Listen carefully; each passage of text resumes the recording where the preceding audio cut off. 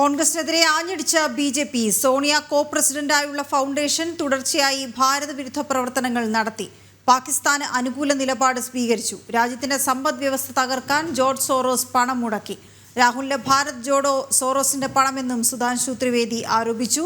ജിഷ്ണു കൃഷ്ണൻ വിവരങ്ങളുമായി ചേർന്നു. ജിഷ്ണു, തെളിവുകളുള്ള ആരോപണങ്ങളാണ് സുധാൻഷു ത്രിവേദിയുടെ ഭാഗത്തുനിന്നും ഉണ്ടായിരിക്കുന്നത്. വിവരങ്ങൾ എന്താണ്? വീണ, അമേരിക്കൻ വ്യവസായി ജോർജ് സോറസ് സാമ്പത്തികം നൽകുന്ന forum of the democratic leaders Asia Pacific ഫൗണ്ടേഷനിലാണ് കോ പ്രസിഡന്റായി മുൻ കോൺഗ്രസ് അധ്യക്ഷ സോണിയ ഉള്ളത്. ഈ വിഷയത്തിൽ വീണ ചൂണ്ടിക്കാട്ടിയതുപോലെ ഗുരുതരമായിട്ടുള്ള ആരോപണവും ഒപ്പം ശക്തമായ വിമർശനവുമാണ് ബി.ജെ.പിയുടെ ഭാഗത്ത് ഉന്നയിച്ചിട്ടുള്ളത്.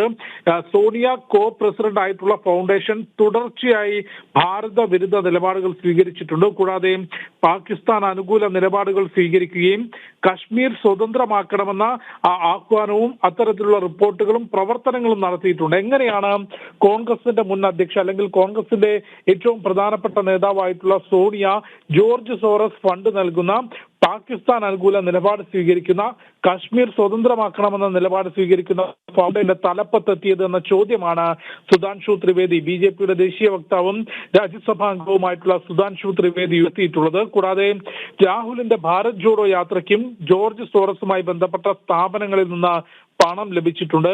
ഇതെല്ലാം വ്യക്തമാക്കുന്നത് ഭാരതത്തിനെതിരെയുള്ള ഗൂഢാലോചനയ്ക്കൊപ്പം കോൺഗ്രസും കോൺഗ്രസിന്റെ മുതിർന്ന നേതാക്കളും നിന്നു എന്നുള്ളതാണ്. ഇതിൽ ചോദ്യങ്ങളിൽ നിന്ന് ഒളിച്ചോടാതെ ഇത്തരം ചോദ്യങ്ങൾക്ക് വ്യക്തമായ മറുപടി നൽകണമെന്നും ഇനി ഈ ആരോപണങ്ങൾ കള്ളമാണെങ്കിൽ അല്ലെങ്കിൽ ഈ ആരോപണങ്ങൾ തെറ്റാണെങ്കിൽ അത് തെളിയിക്കാനും അതിന്റെ വസ്തുതകൾ കൊണ്ടുവരാനുമുള്ള ബാധ്യത കോൺഗ്രസിനുണ്ട് എന്നുള്ളതുമാണ് സുധാൻഷു ത്രിവേദി വ്യക്തമാക്കിയിട്ടുള്ളത്. നിലവിൽ ഭാരതത്തിനെതിരെ തുടർച്ചയായി ചില വിദേശ മാധ്യമങ്ങളിൽ റിപ്പോർട്ടുകൾ വരുന്നുണ്ട്. അത്തരം റിപ്പോർട്ടുകൾ ഏറ്റെടുത്തുകൊണ്ട് കോൺഗ്രസ് പാർലമെന്റ് സ്തംഭിപ്പിക്കുകയും രാജ്യത്ത് വലിയ രീതിയിലുള്ള പ്രചാരണം നടത്തുകയും ചെയ്തിട്ടുണ്ട്. അത്തരം പ്രചാരണവും കോൺഗ്രസിന്റെ പ്രവർത്തനങ്ങളുമൊന്നും യാദൃശ്ചികമായിരുന്നില്ല എന്നും വളരെ കൃത്യമായി ഗൂഢാലോചനയുടെ ഭാഗമായാണ് വിദേശ മാധ്യമങ്ങളിൽ ഭാരതത്തിനെതിരെയുള്ള റിപ്പോർട്ടുകൾ വരുന്നതും ആ റിപ്പോർട്ടുകൾ ഏറ്റെടുത്ത് കോൺഗ്രസിന്റെ പ്രവർത്തനങ്ങൾ ഉണ്ടാകുന്നതും ജോർജ് സോറസ് ഉൾപ്പെടെയുള്ള അമേരിക്കൻ വ്യവസായികളുടെ സാമ്പത്തിക പിന്തുണയുടെ ഭാഗമായിട്ടാണ് എന്നുള്ളതാണ് സുധാൻഷു ത്രിവേദി വ്യക്തമാക്കിയത്. രാജ്യത്തെ തകർക്കാൻ ശ്രമിച്ചവർക്കൊപ്പമാണ്